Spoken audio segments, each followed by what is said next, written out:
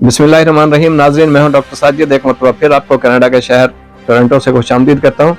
अगर अभी तक आपने हमारा सेशन सब्सक्राइब नहीं किया तो सब्सक्राइब कर लें @डॉक्टर साजिद। आज के सेशन में हम बात करेंगे फ़लस्तीन की तबाही और बर्बादी और पाकिस्तान के कब्रिस्तानों में रेड कारपेट्स का इस्तेमाल। 7 अक्टूबर 2023 से फ़लस्तीन में जारी निहत्ते मुसलमानों के कत्ल आम पे, जीनोसाइड पे, ज़बरदस्ती नस्ल कुशी पे दिल वैसे अफसरदा है, लेकिन आज सुबह से दिल खून के आंसू रो रहा है जब से पाकिस्तानी सोशल मीडिया पे खबर देखने, पढ़ने, सुनने को मिल रही है कि पाकिस्तान के सबसे बड़े सूबे पंजाब के सरबराह, पंजाब के वज़ीर आला कब्रिस्तान में एक कब्र पे फातह खानी के लिए रेड कारपेट का इस्तेमाल करते हैं। यानी वो कि लाल कालीन से होते हुए कब्र पे जाते हैं और फातह खाने जाके देते हैं। कितनी बेशर्मी और डूब मरने का मकाम है कि एक तरफ तो जालमाना और काफराना ताकतों ने मिलके फ़लस्तीन के हंसते बसते घरों को कब्रिस्तान में तब्दील कर दिया। उन्होंने रिफ्यूजी कैंप तक न छोड़े, उन्होंने हस्पताल तक न छोड़े।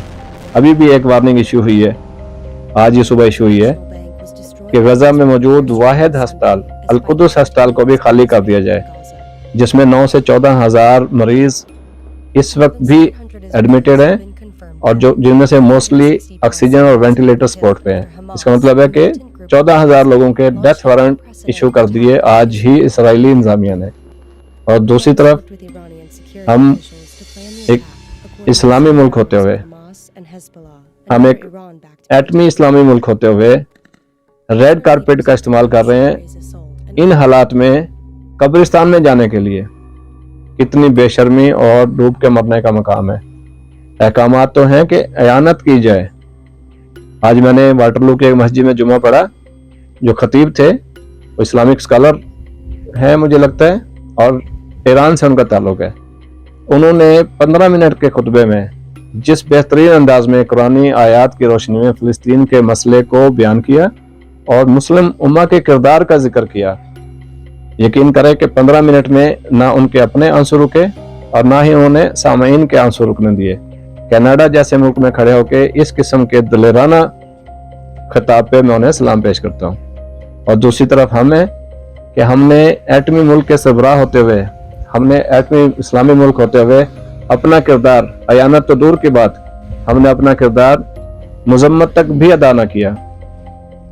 तो मैं सोचता हूँ कि क्या जवाब देंगे हम अपने मुसलमान भाइयों को, फ़लस्तीन के निहत्ते मुसलमानों को, बहनों को, बेटियों को, और ख़ास तौर पे अल्लाह और अल्लाह के रसूल को।